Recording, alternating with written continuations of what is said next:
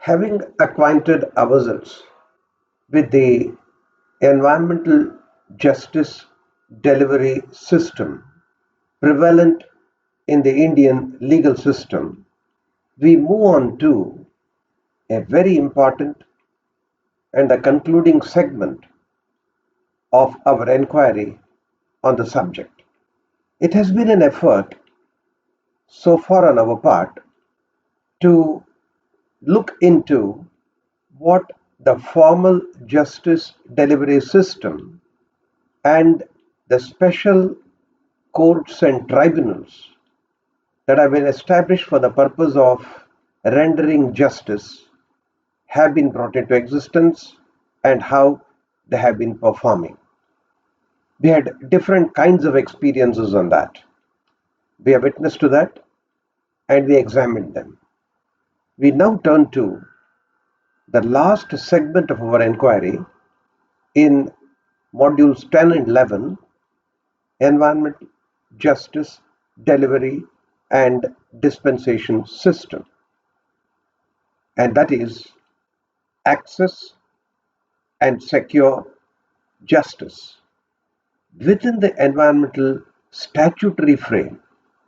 So we return to the very laws that have created the institutions of enforcement of environmental laws to probe the scope and the space available for justice delivery from within the system rather than, and as has been done so far, of looking to independent justice delivery system, of integrating regulation with justice delivery. What is the brand of that is available in the Indian legal system within the legal frame that we have within the administrative and enforcement mechanisms that we have. That's the focus of attention now. Let's begin.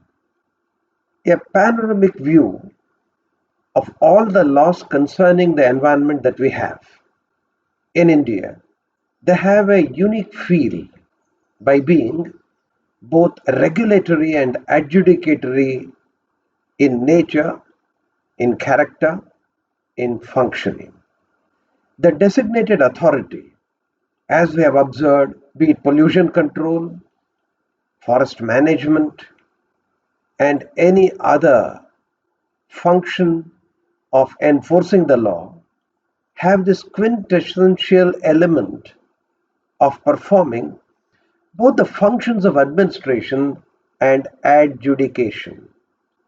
It is such a wonderful experience to have a look at them, the law, that has space and scope for seeking and securing justice from these bodies and even from the primary judiciary built into the very statutory frame and their functions.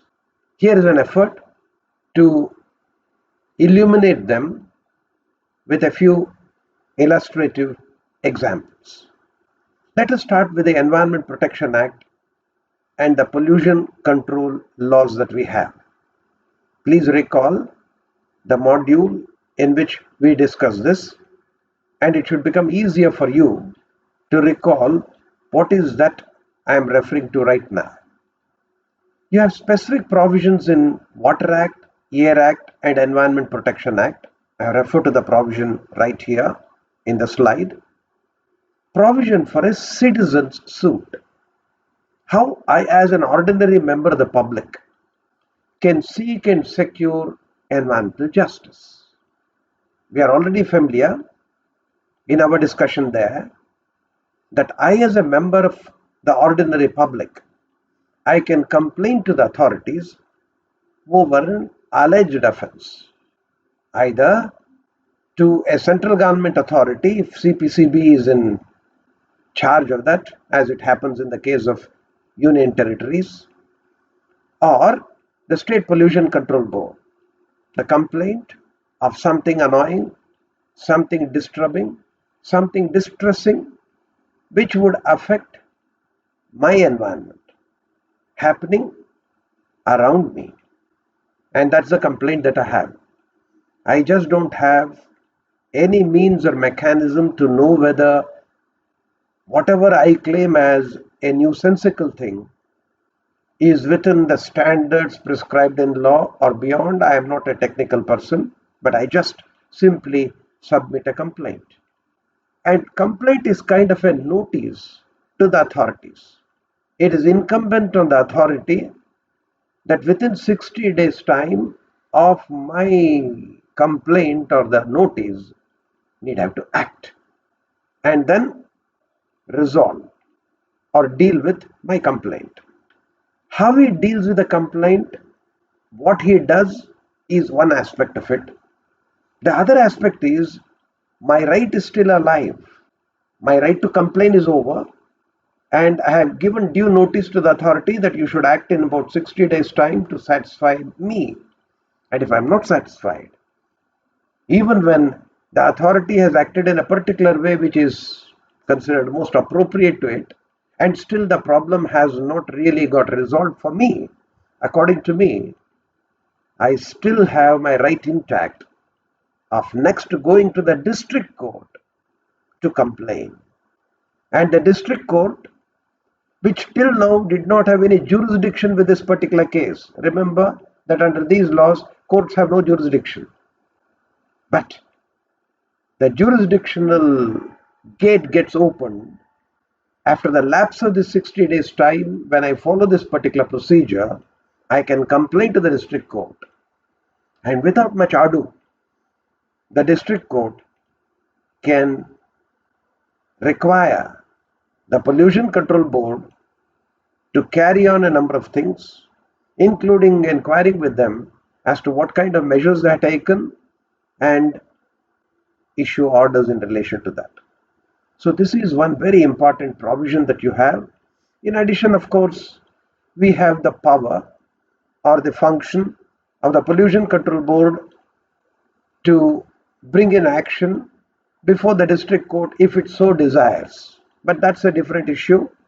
I, as an ordinary member of the public, bringing in action in a court of law on my own, without anybody's assistance, without any formal kind of a petition to be submitted. All that I need to do is follow this procedure, then lodge a complaint to the district court, and actions would follow.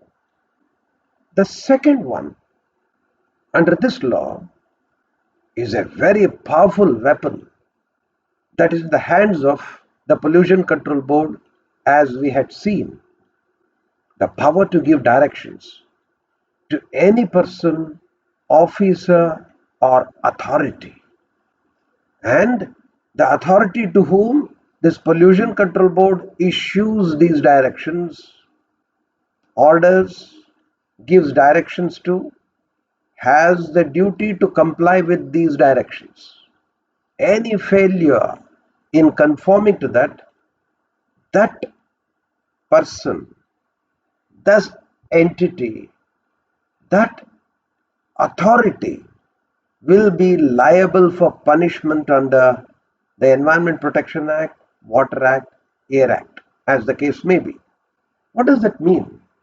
It simply means that I, as the Pollution Control Board, act as a judge in order to pursue and realize the objectives of the law, and in discharge of my functions.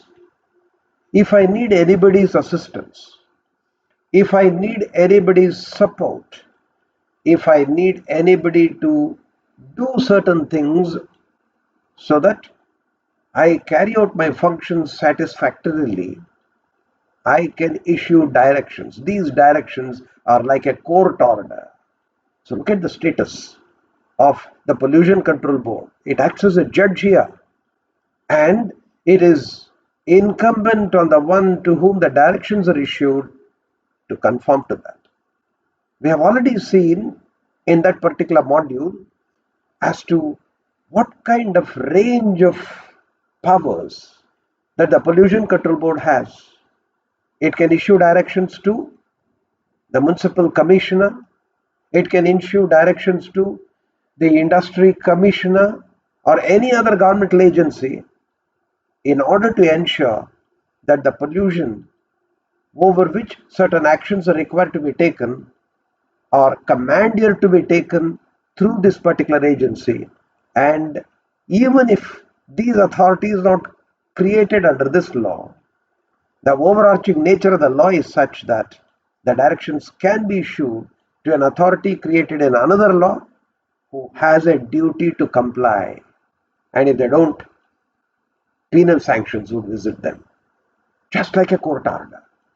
The third situation is under the pollution control law, especially the Water Act, there is the first level of appeal provided for.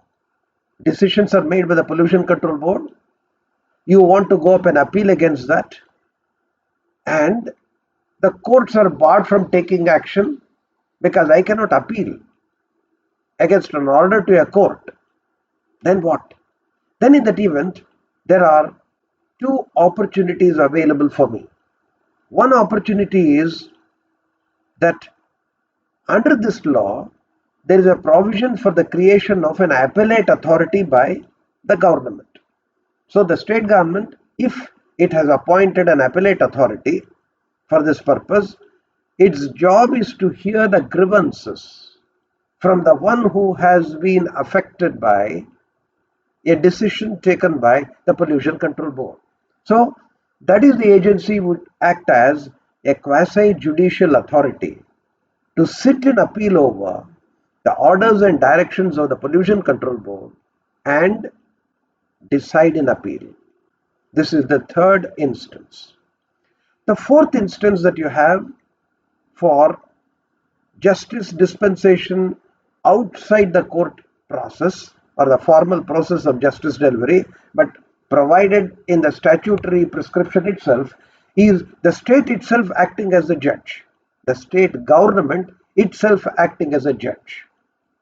And the provision under the Water Act, which I have given you as an example, as you could see at the slide, the state government's power of revision of the orders of the State Pollution Control Board, either on its own or upon an application by the aggrieved. If there is an appellate authority, and it's only to the appellate authority I can give my grievance, I can submit my grievance. But there is also a scope that I can submit my grievance to the state government to revise the orders of the Pollution Control Board so that my grievance is addressed. The state government, and that's the extraordinary power a state government has, that even if I, as the aggrieved party, do not go before the government with a complaint, with a request for revision, the government on its own, suo motu, can call for the records from the Pollution Control Board without anybody making a request.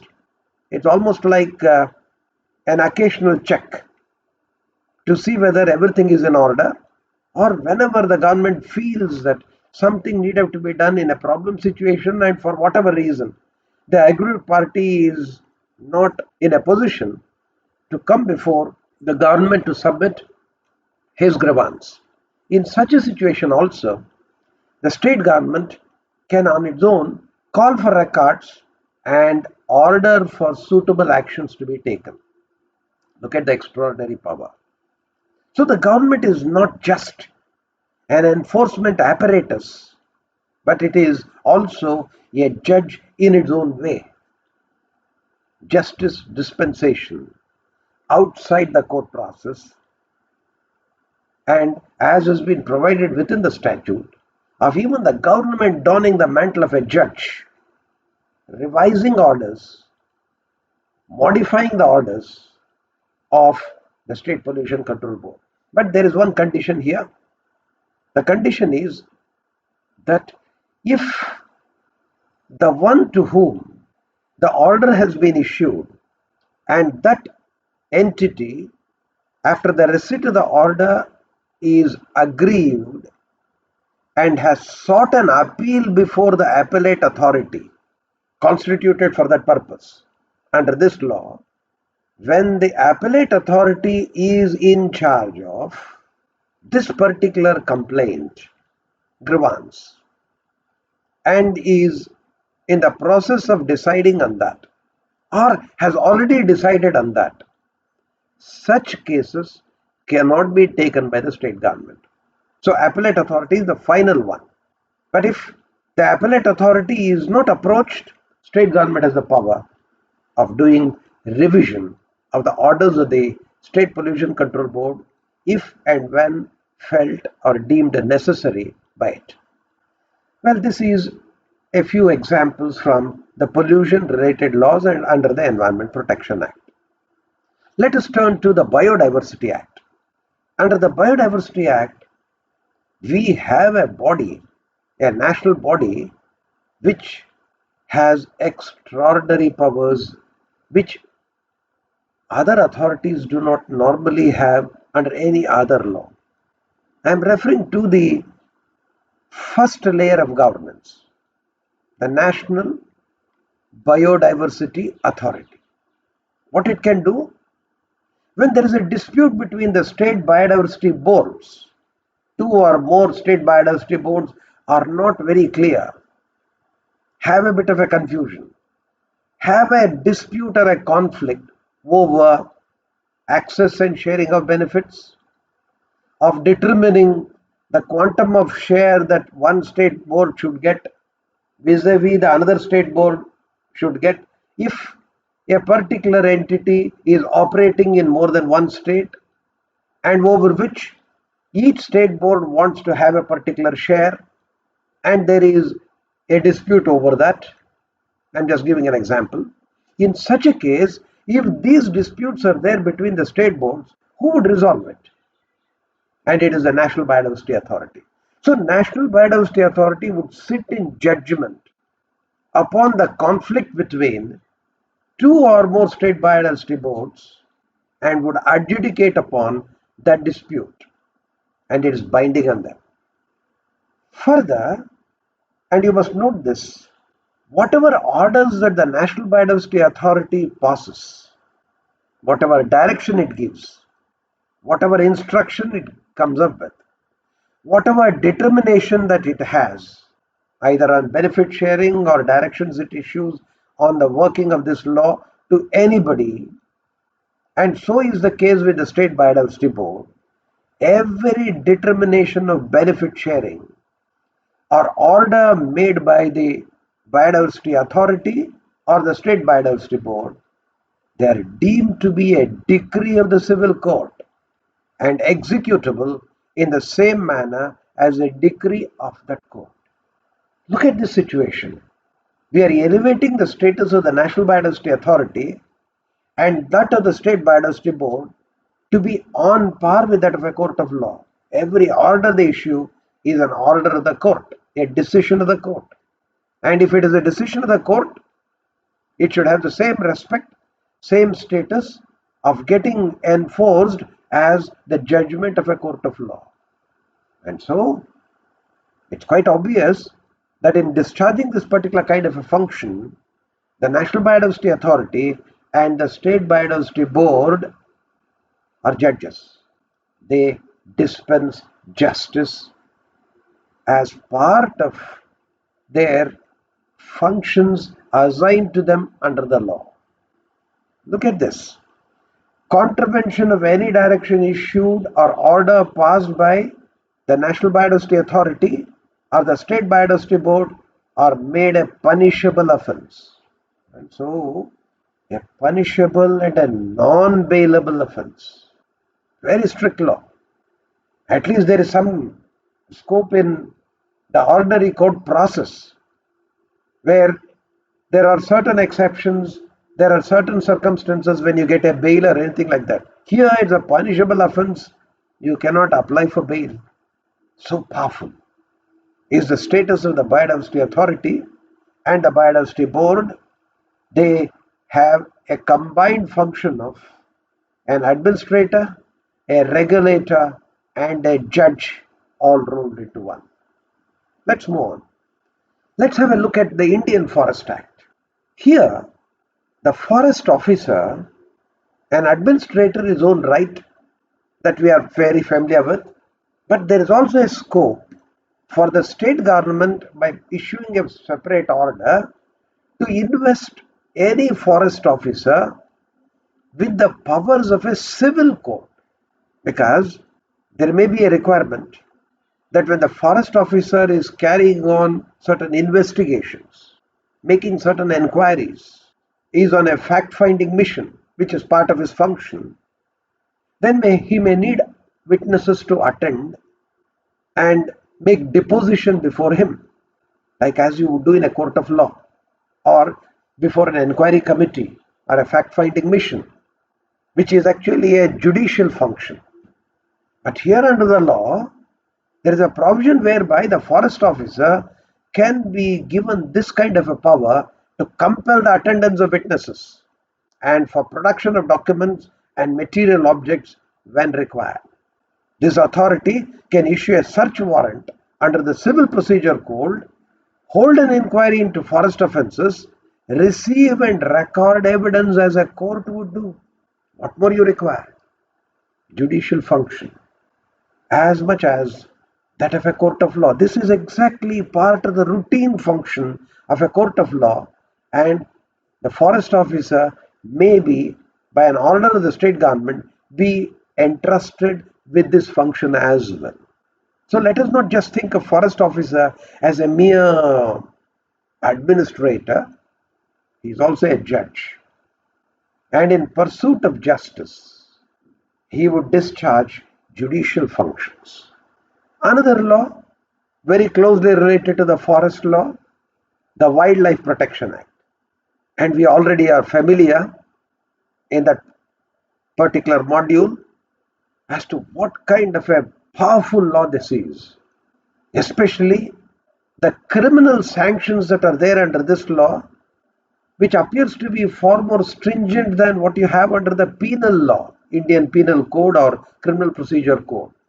Very difficult to escape once you are caught for an offense under this law.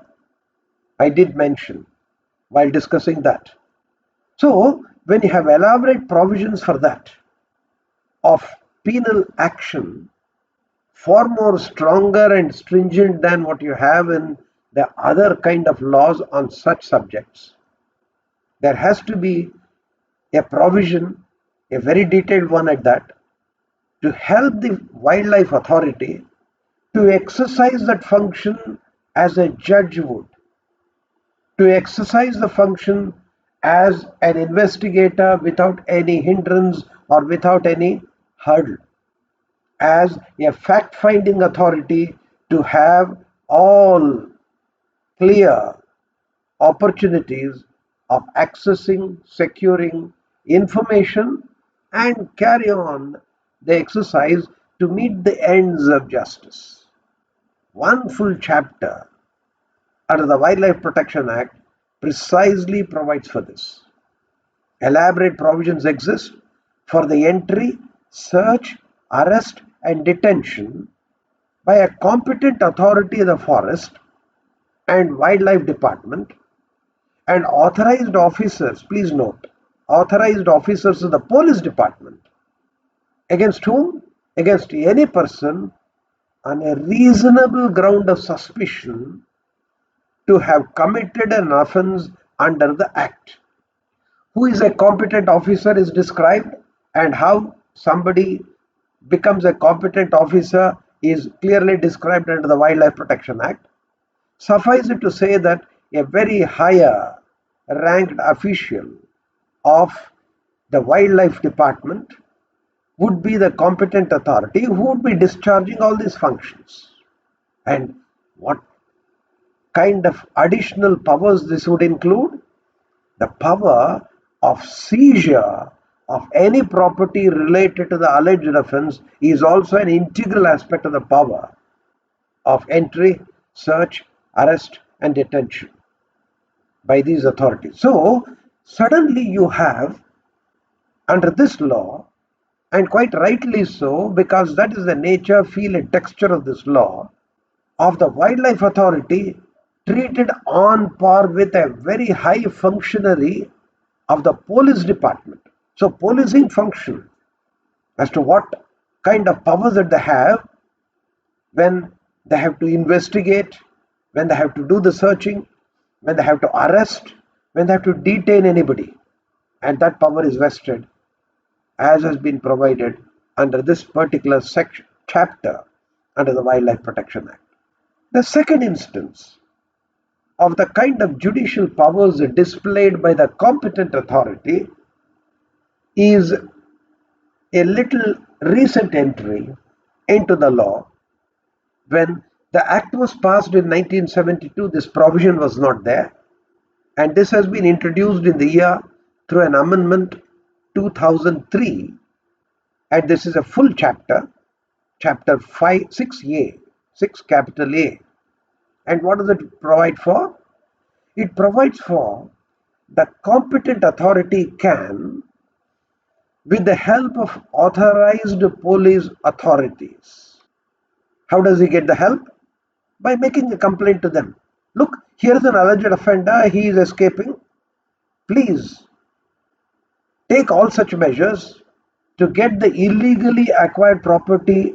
Number one, please help me by identifying, by tracking, by tracing, and ordering the seizure or freezing of such a property. So you visualize a situation where actions are being initiated by the wildlife authority, competent authority, but somehow or the other, somebody is escaping by either hiding or putting that offensive object or the object in relation to which he has illegally got control over, of not being detected, not being able to be identified or anything like that by this authority. And you know very well that wildlife authorities by and large do not normally perform this function of identification, tracking, tracing. They need the help of the police. And so, after having made a complaint, issue necessary instructions for them as to what they should do to do all these tasks, so that the damage that's being done to the wildlife or the property in relation to that, over which the state has a complete control, is minimized or eliminated. Provisions are also made for the authorized forest officer to undertake measures for managing such property received under seizure or forfeiture. So not only you get that property through this particular process, you can safely take custody of it and manage that property. The competent authority have all the powers, this you should note, of a civil court and a civil procedure code in discharge of all these functions. So, while performing this function, you are seeing a judge in the wildlife authority and not just an ordinary officer in uniform discharging his routine functions of an administrator. There is a provision under the Wildlife Protection Act, once again through an amendment that came later to the Wildlife Protection Act, which is in force now, a host of provisions, and I am encapsulating all of them, of creation of an appellate tribunal.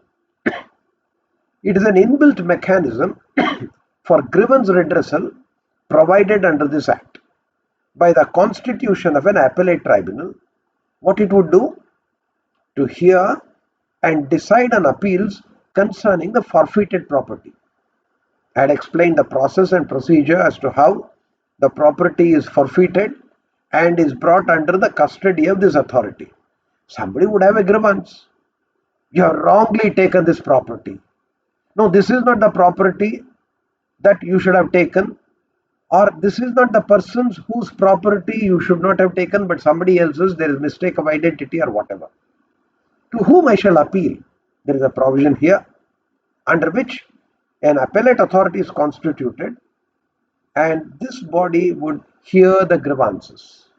In discharge of this particular function, the appellate body is entrusted with the same status as that of a civil court, and that's precisely for this reason The civil courts do not have any jurisdiction on these matters. So forest and wildlife, the functions that are discharged by these authorities, since it is also having a strong element of judicial functions also, civil courts are barred from exercising jurisdiction over appeals from the orders of the tribunal here. Because the tribunal itself would perform the function of a civil court. And so it will be a duplication. It has the same status as that of a civil court, and so these courts cannot entertain any appeal from that. So appeal will go, obviously, if there is a second level of appeal, it has to go to the high court only. So the lower judiciary is kept out of the purview of all these actions. Grievance redressal, you have to do it within the inbuilt mechanism provided under this law. Let us just get into another legislation, whether such a space is available in other legislations as well. Why not? The Forest Rights Act of 2006.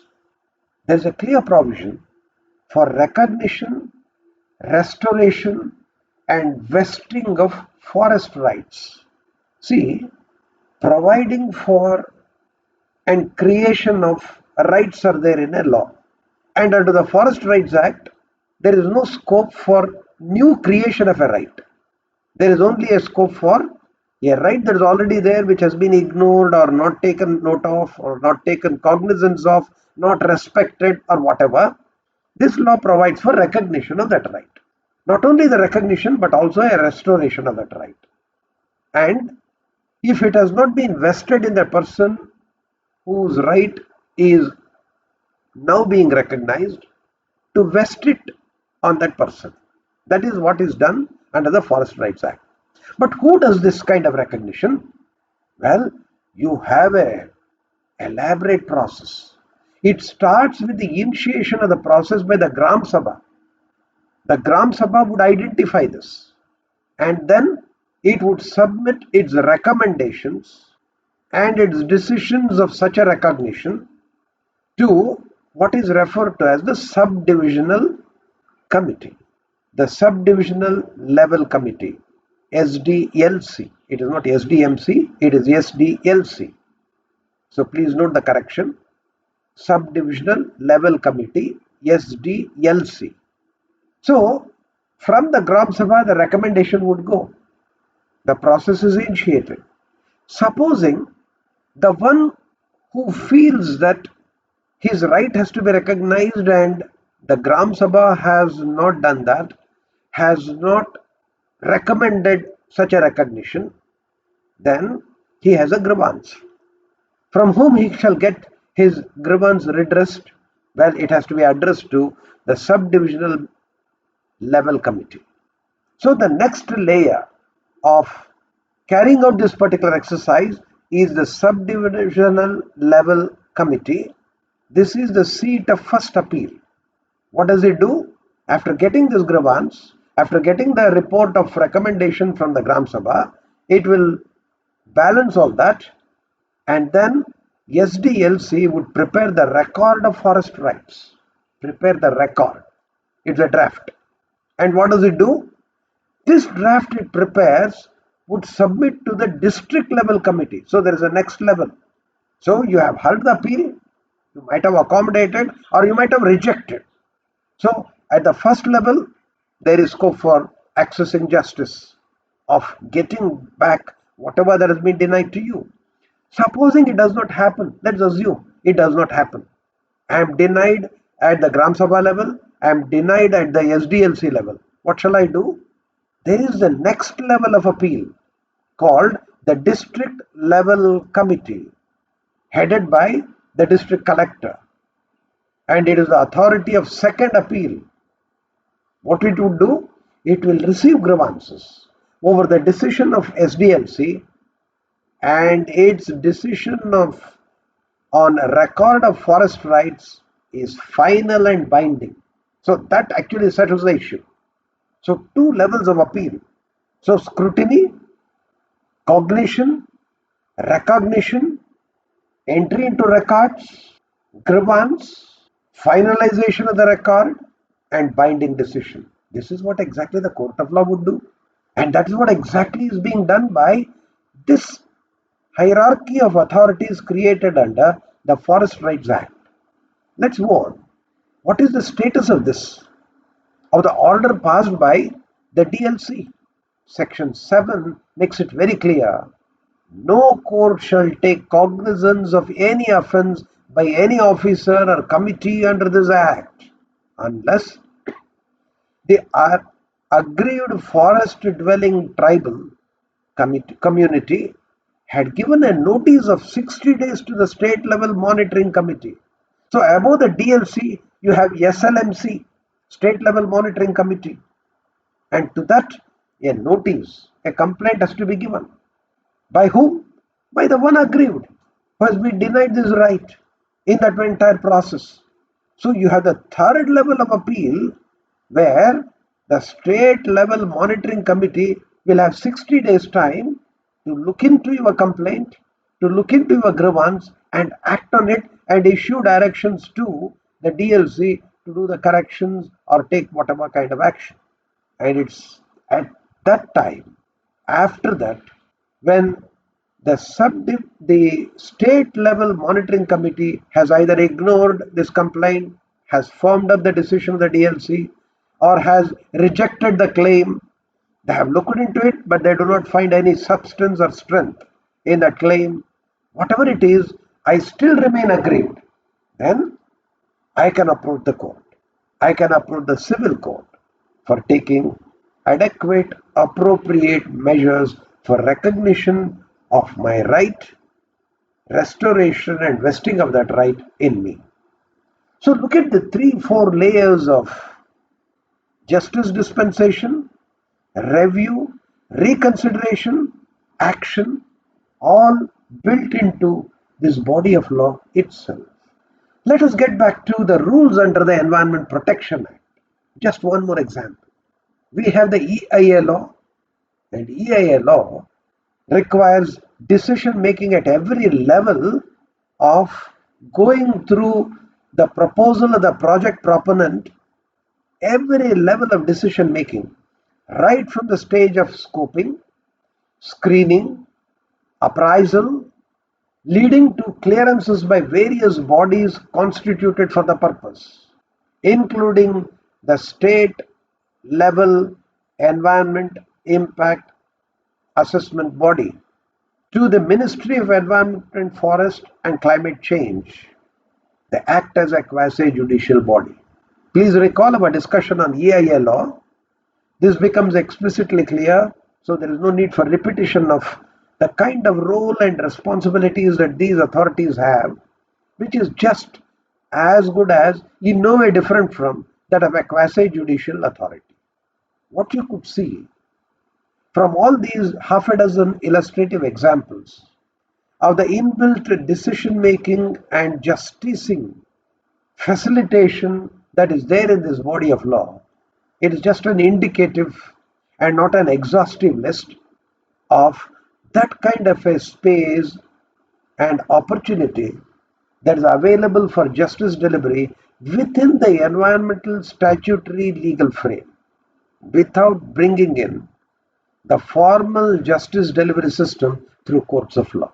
So it's almost like a self-contained regulatory grievance redressal justice delivery mechanism that you have as a unique body of law concerning the environment.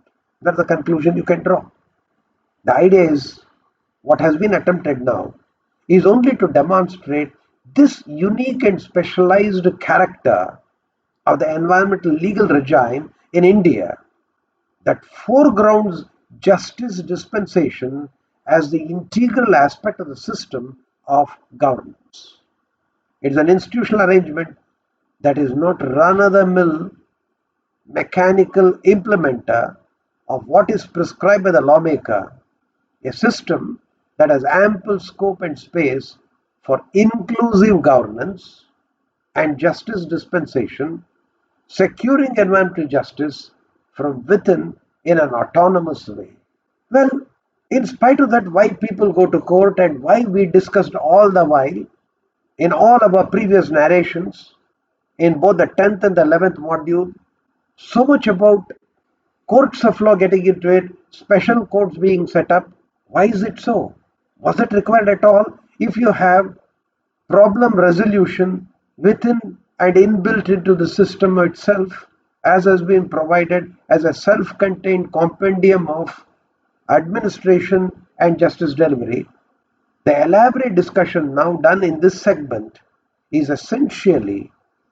all about the inadequacies and failures in the working of the system.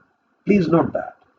In securing justice from within over time, that made the higher judiciary to initially fill in that gap, leading to the establishment of specialized bodies to render environmental justice with varying degrees of success, impacts, and responses.